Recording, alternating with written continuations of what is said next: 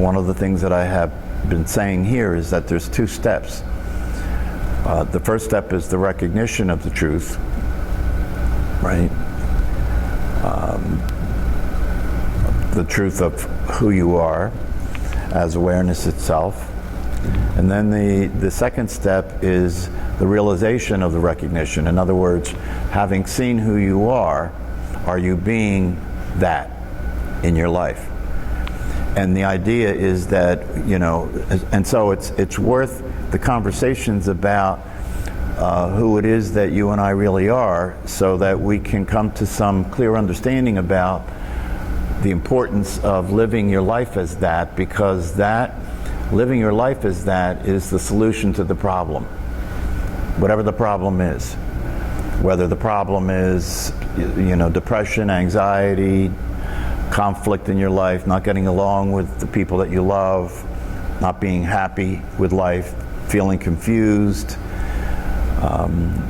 whatever the problem is, the root cause of all of that is the mistaken understanding about who you and I are. And so there's two ways to look at this. One way is the kind of the psychological approach, which deals with you as a person and trying to be an improved person, a better person, a more awake person, a more mindful person. And that's one way to look at the situation that we're in. And in the meditation that we just did, if you pay attention to what Jack Kornfield is saying, he's pretty much talking to the person, right?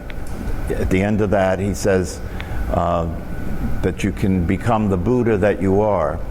So he's saying to you as a person that you as a person can become the Buddha that you are. And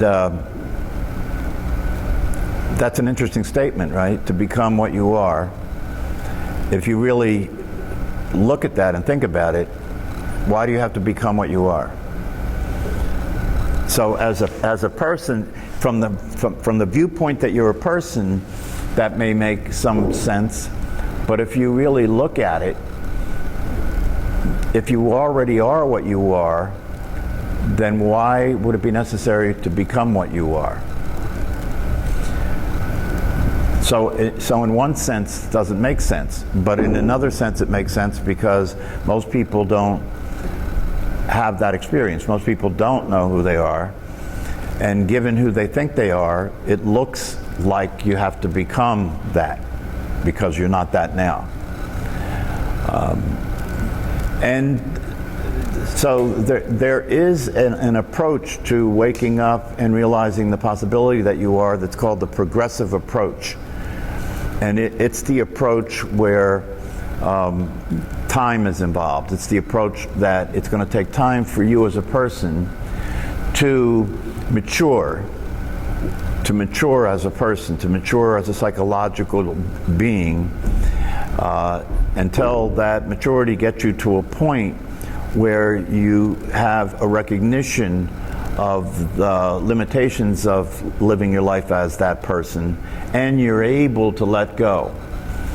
So maturity has to do with seeing things as they are, right? In other words, being willing to acknowledge and recognize the limitations that you're living with, being willing to recognize and acknowledge the unworkability of life when you're living your life within these limitations, as only being able to be the person that is living in the story that the person's living in, living with the past that the person has, and engaging with life that way as best you can. The direct path, the one that we talk about in these meetings, is different from that. The direct path is saying that it's possible to transcend that. So transcendence means to rise out of it, to rise above it, to come out of that. The progressive approach is linear. It takes time, and it's the common approach that a lot of the Eastern teachings talk about. That's why reincarnation makes sense in that approach, because in that approach the idea is that you will just continue to learn as a person, continue to make mistakes as a person, and it may take many lifetimes for you to get to a place where you can evolve out of that. There are many people who say that some people aren't ready for the more direct approach, and so they need to be in the progressive approach. And I think there's some truth to that. I think that that psychologically you have to be mature enough and healthy enough to be able to transcend who you consider yourself to be. Why? Because that transcendence of who you consider yourself to be will naturally bring up fear, and it will naturally bring up the idea that of the unknown, that if I'm not who I think I am, if I'm not who I have been being in my life, who will I be? I don't know what's going to happen if I let go. If I stop using thinking as a way of living my life, how will I live my life? What will I use to live my life? So it's like the way the person operates is the person wants to know what's going to be on the other side. You know, if I let go, who will I be? What's going to be on the other side? I want to know that before I let go. I want to be able to trust that before I let go. The problem is that there is nothing there is nothing on the other side that can be said about what it's like to be on the other side. That's the problem. Why? Because what we're talking about is if you get to a point where you let go of who you think you are and you experience the truth of yourself that you'll experience is nothing. What you are is nothing. What you are is what it's talked about in many different ways. It's talked about in terms of the void, emptiness, nothing, nobody. And that can seem threatening to the person, right? What do you mean nothing? I don't want to be nothing. Nothing is not going to work for me, right?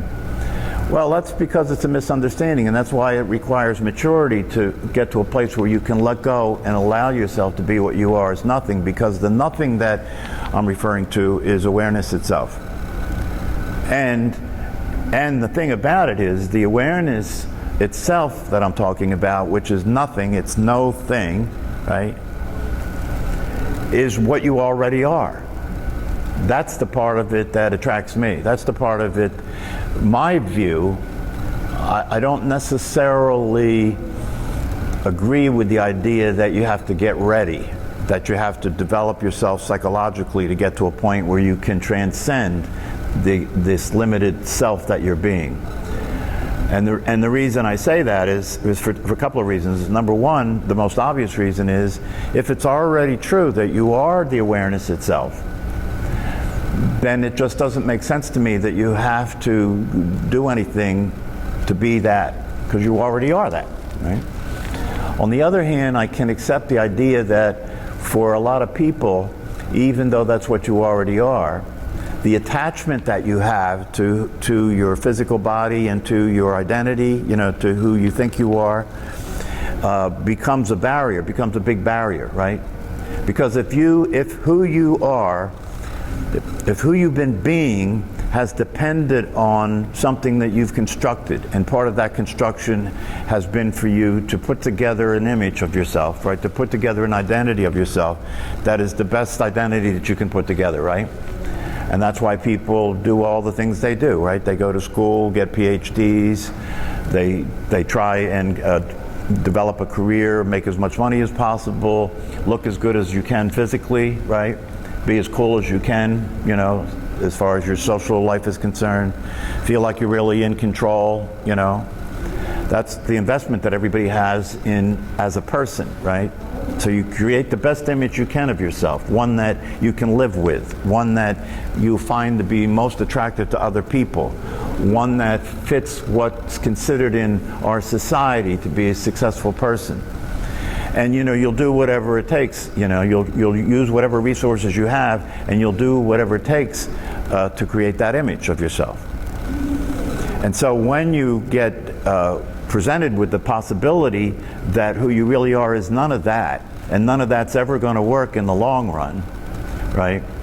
It takes a certain kind of maturity to really let yourself see that clearly, right? Because then the way the mind looks at it is, what does this mean? Everything I've worked for, right? All the things that I've done to look good, all the things that I've invested all my energy into, all the degrees that I worked to get, all the work that I've done in my job, all the things that I've done to save money and to have as much as I can materialistically,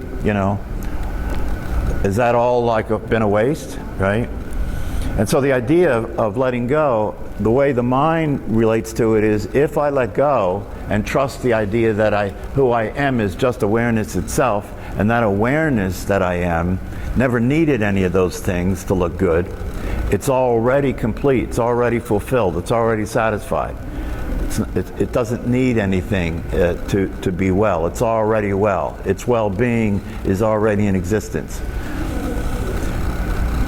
If that's the case, and that becomes attractive, and you're interested in realizing that possibility, then one of the things that's going to come up, whether you like it or not, is going to be the concern and the fear about losing everything that you've worked so hard for. Do you follow what I'm saying?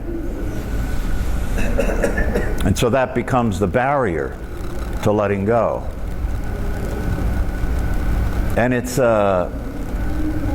one of those things where you simply have to be mature enough to understand that it is safe. It is safe to allow yourself to be what you actually are as awareness itself. Because the nothing that the awareness is not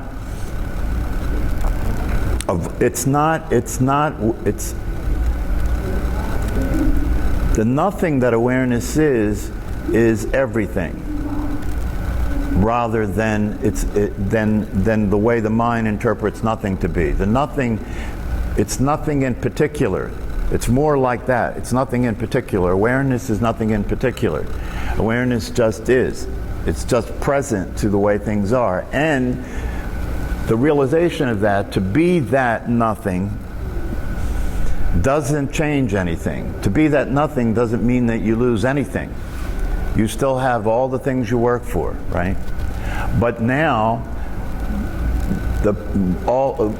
what you've been doing with all the things you work for is immediately available to you. So it's kind of like that game is over. You don't have to continue anymore to try and be in control and try and get enough toys to win the game. You can still be involved in that, but it's no longer the source of your well-being. It's no longer the source of your happiness. So, I'm interested in hearing, a lot of you have been coming to this class for a while and been practicing meditation. And, meditation is useful for stress reduction. It's useful to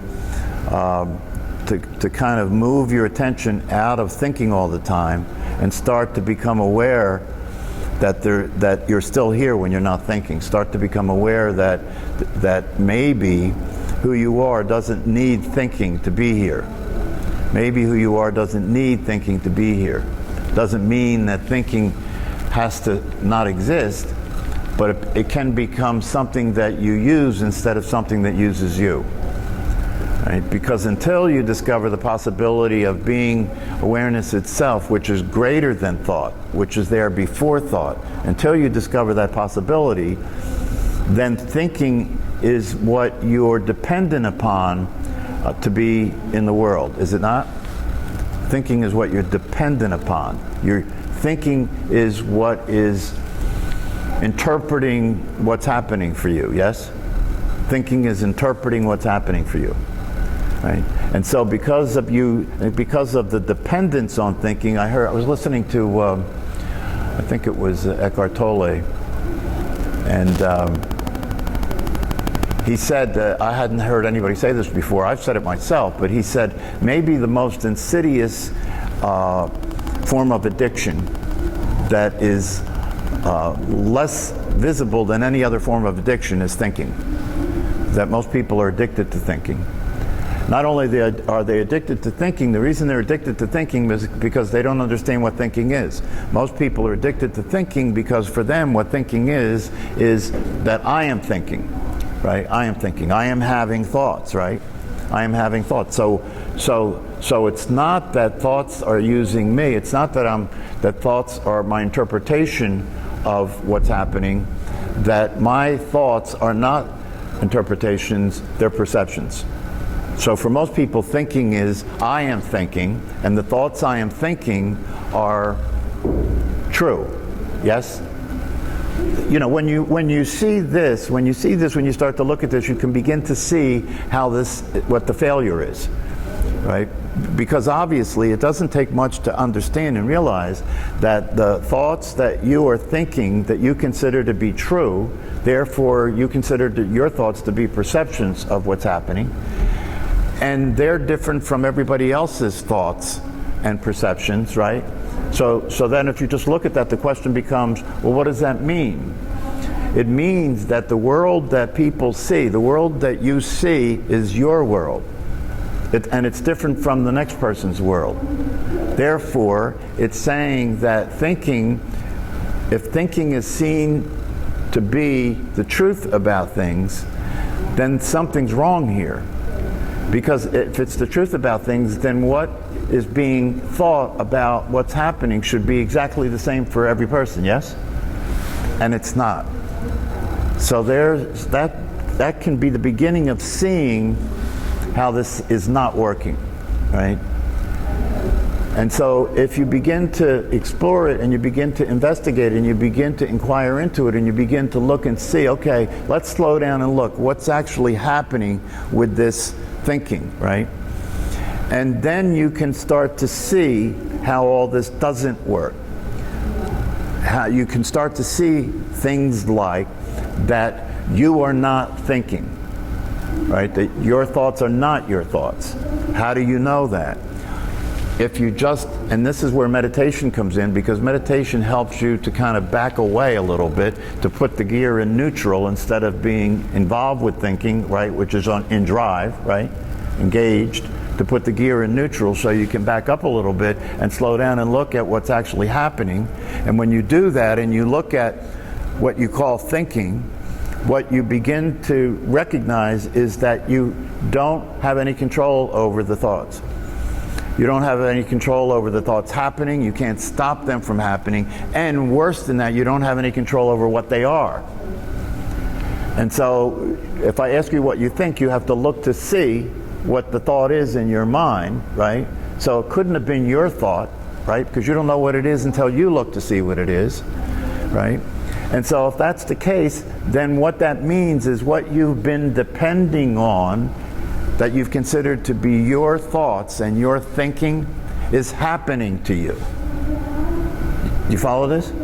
What you've been depending on as my thoughts and my thinking, in reality, has been happening to you. Not you causing it. It's been happening to you. So the thoughts are happening to you. You're not thinking them. You have no control over what they are, and you can't stop it from happening. Now you're starting to wake up. This is what it's like to start to wake up. It starts to become suspicious, right? Wait a minute, what's going on here? Because not only are the thoughts not your thoughts, not only do you not have control over the fact that they happen, and not only do you not have control over what they are, but isn't it true that you use thinking to act? Right? You use thinking to act. So something's happening to you that you have no control over, the content of it, and that it's happening. And then when that happens to you, that causes what you do behaviorally. So you're not even involved. This is what needs to be seen. This is what it means to be mature. to start to wake up and see what's really happening, not what you think is happening. You see, what you think is happening, but what's really happening, and you can pay attention to that more readily through meditation, because meditation allows you to slow down a little bit and have more space where you can begin to look at what's really happening that you didn't see before. And when you see what's really happening and you see that something's happening in your head, there's a voice in your head that goes on and on and on called thinking, and it's not your voice, and you have no control over it happening, and you can have no control over what it's saying, and then that turns into your behavior, right? So if you really pay attention to what I'm saying here, it means you have nothing to say about your own behavior. That's not a good thing, right? You have nothing to say about your own behavior. Thinking is using you, right? It's using you to express itself, not to express you. It's using you to express itself. So then what is this thinking that's using you to express itself, right? And the best way to talk about it is to say, you could say it's like a computer program, right? It's like a computer program. In fact, I think that computers really were, they were created out of modeling the mind, right? That the mind and the brain have data, right? Like computer uses data, and then has a program, the way it's using that data, right? So your brain and your mind has data. What's the data? It's everything that's ever happened to you. That's the data, right? Everything that's happened to you since you took your first breath is the data, and you have a hard drive, right? Only the hard drive in the brain right now, you know, the drives that we have now are tetrabytes, right? I don't even know what the number, how to express the number of the data, the space for data you have in your brain. It's some, I wouldn't even know what the name of that number is. It's huge, right? Google meaning one, and so many zeros. No. If you look at it, that's the definition of, when you name Google, Google is 1 to the 10 to the 58th zero or something like that. Google is like if there was to infinity, right? Yeah, if you look at it, it's about. So the bottom line is the database in your head it's safe to say it has unlimited capacity, right? So, but what it has in it is the data that accumulated in your life, right? And then the program, the bottom line program for that data is survival, right? That's got to be what it is, so that you as a physical being can exist, right? You got to use all the information in your database to survive, right? That's got to be the number one thing, because unless you're here, the game's over, right? And so the mind and the brain has a database that it's using, and the program is survival, and then it's a dumb computer, right? This is the most important thing to understand. That which is using you in your life to express itself, right, is not conscious itself. It's mechanical, right? It's not conscious itself. It's mechanical. And so it's mechanically taking the data and processing the data and using the data to have you survive based on what's happening around you. So that the information's coming into the system, right? And then it's being processed by the system in relationship to the database, and then it produces the behavior. Now here's where it gets even worse. If it was just a matter of that computer using the data to have your physical being survive, that's one thing. But it's a dumb system. So the way the system works is it's having you survive as whatever you consider yourself to be, right? You consider yourself to be the body, but you consider yourself to be more than just the body, right? So the survival is the survival of the being, or whatever the being considers itself to be. So if you consider, now watch, remember this is a dumb system, right? It doesn't have its own awareness, right? So it's depending upon who you're being and it will have that survive, whatever that is, right? So if you consider yourself to be your point of view, right? And people do. You identify with your point of view. What's it mean? To identify with your point of view means that that's me. Identify with my point of view. That means that's my identity, right?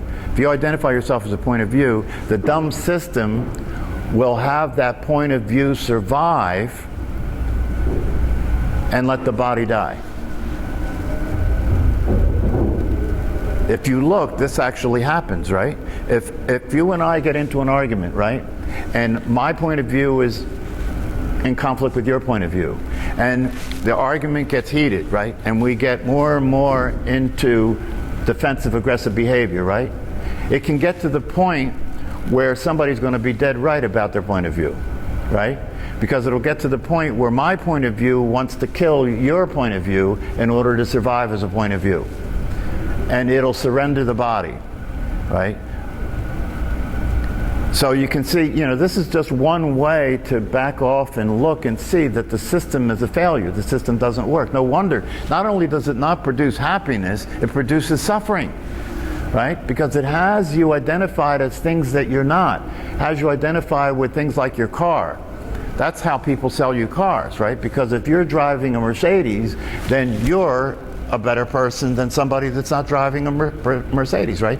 You're identified with your car, you're identified with your clothes, you're identified with your face, you're identified with your achievements, you're identified with, a lot of people, what determines who they fall in love with and marry, right, is what will be something that person, somebody they can identify with that'll make them look better, right? That's like the person, if it's an attractive woman and she married me,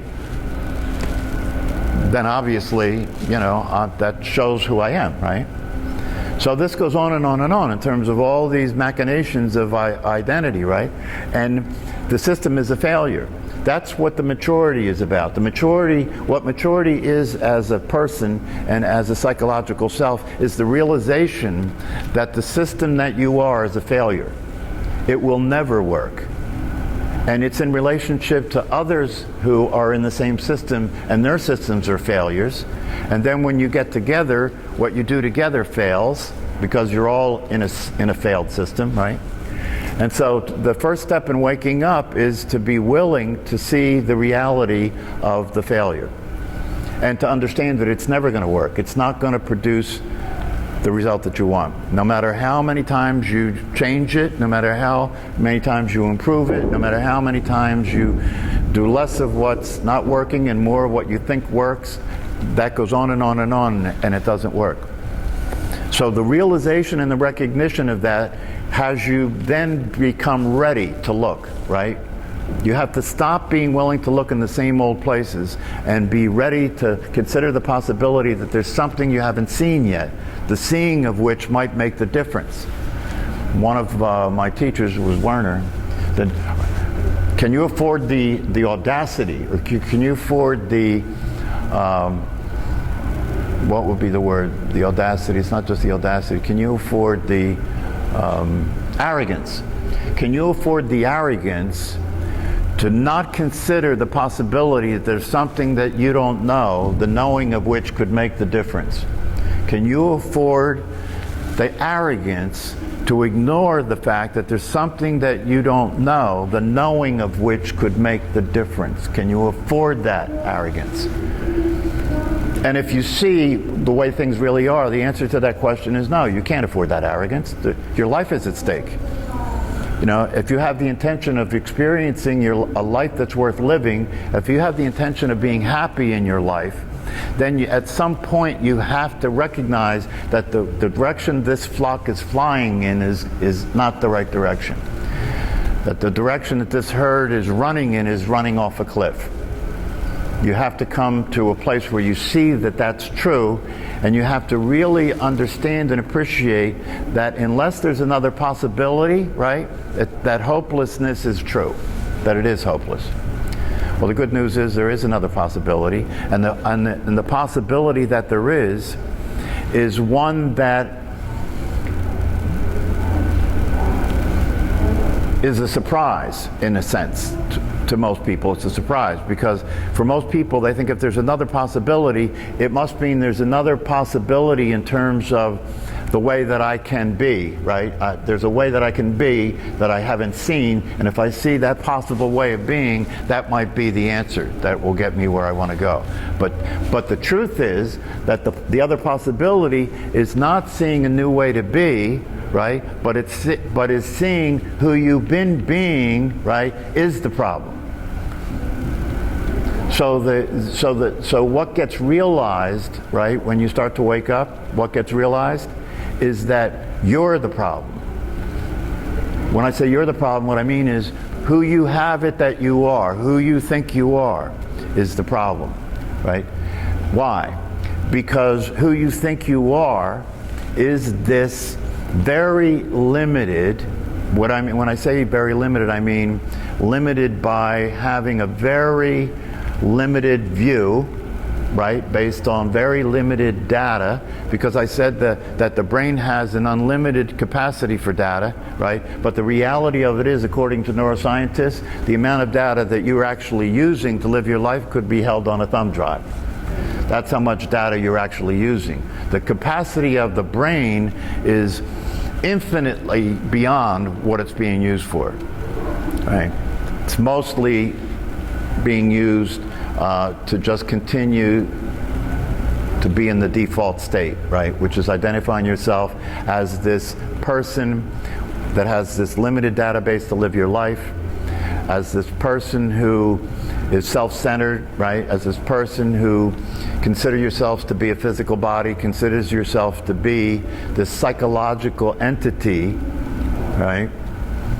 And the limitations of that itself create a situation in which it's very improbable that there's going to be much success, given the complexity that you're dealing with. So that's why this whole business of self-realization is the alternative. Self-realization means to recognize that the truth of yourself is not the person that you've been being. The truth of yourself is the awareness that is there and has always been there, that's been being ignored, right? That's been being ignored.